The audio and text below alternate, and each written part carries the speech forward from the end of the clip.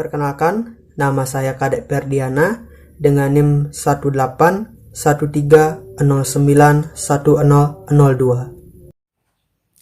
Halo semuanya, perkenalkan nama saya Luputu Chandra Apriliani. Di video kali ini saya akan membahas mengenai parasit, khususnya parasit pada hewan. Nah, apakah teman-teman di sini ada yang memiliki hewan peliharaan atau mungkin ada yang memiliki anjing? Anjing merupakan hewan yang umum untuk dipelihara. Banyak orang menyukai anjing karena tingkahnya yang lucu serta tidak jarang mudah untuk dilatih. Dalam memelihara anjing, kita juga harus memperhatikan kesehatan anjing, karena anjing rentan sekali terserang berbagai jenis parasit. Salah satunya yaitu caplak, atau dalam bahasa ilmiah yaitu Rhipicephalus sanguineus. Nah, mari kita mengenal lebih dekat mengenai salah satu jenis parasit yaitu Rhipicephalus sanguineus. Rhipicephalus sanguineus merupakan salah satu jenis parasit yang umumnya ditemukan pada anjing. Nah, Rhipicephalus sanguineus atau dalam bahasa Indonesia dikenal dengan caplak, ini merupakan parasit yang umum ditemukan di berbagai negara dan umumnya dapat berkembang biak dengan sangat cepat pada wilayah yang beriklim hangat. Baik, pada kesempatan kali ini saya akan berbagi informasi mengenai salah satu jenis parasit yang terdapat pada anjing, yaitu Rhipicephalus sanguineus. Nah, adapun klasifikasi dari jenis caplak ini, itu yang pertama termasuk kingdom Animalia, filum Arthropoda, kelas Arachnidea, ordo Parasitovermes, superfamili Isocidae, genus Rhipicephalus, dan spesies Rhipicephalus sanguineus.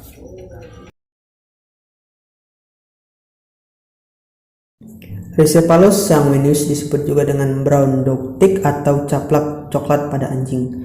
Nah, hal ini disebabkan karena warnanya coklat kemerah-merahan dengan skrotum coklat gelap. Adapun beberapa ciri morfologi dari caplak ini yaitu tubuhnya terdiri dari capitulum atau bagian gnatosoma, idiosoma, dan kaki. Capitulum terdapat di ujung anterior tubuh, terdiri dari basil capituli yang bersegmen. Hipostoma terdapat di tengah-tengah dengan giginya yang menyerupai kikir yang memudahkan meletakkan parasit pada inang. Nah, idiosoma adalah bagian tubuh caplak tempat terdapatnya kaki, bentuk abdomennya gabungan oval dan pipih. Larva caplak berkaki 6, sedangkan nimfa dan caplak dewasa berkaki 8. Bagian dasarnya terdiri dari kaki, koksa, dan taji. Rhipicephalus sanguineus bereproduksi secara seksual dengan menggunakan penis yang dapat tersembul dan dimasukkan ke dalam vagina caplak betina. Caplak jantan memiliki sperma yang disimpan di dalam spermatofora. Siklus hidup Rhipicephalus sanguineus dimulai dari caplak betina yang bertelur hingga menetas dan larvanya berkaki 3 pasang. Dan berkembang menjadi nimfa yang memiliki 4 pasang kaki hingga berkembang menjadi caplak dewasa yang semuanya berada pada inang.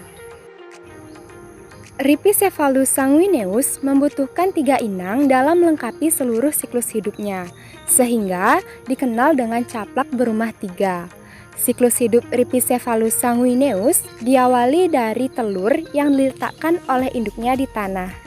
Caplak dewasa setelah kawin akan menghisap darah sampai kenyang, lalu jatuh ke tanah dan akan bertelur.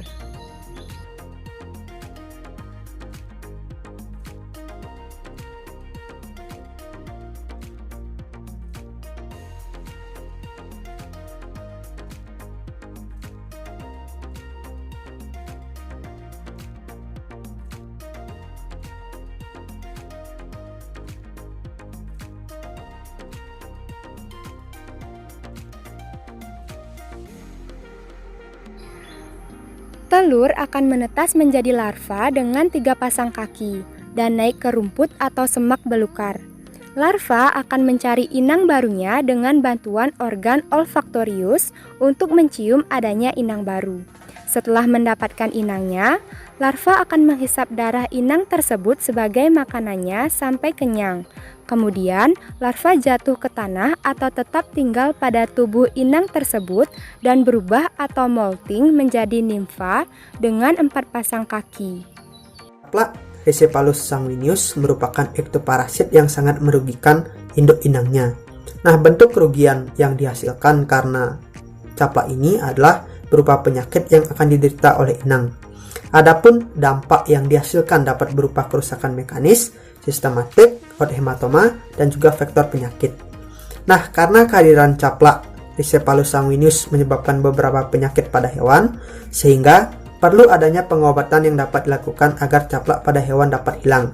Salah satu obat yang dapat digunakan yaitu pengobatan tradisional seperti ekstrak dari daun lamtoro.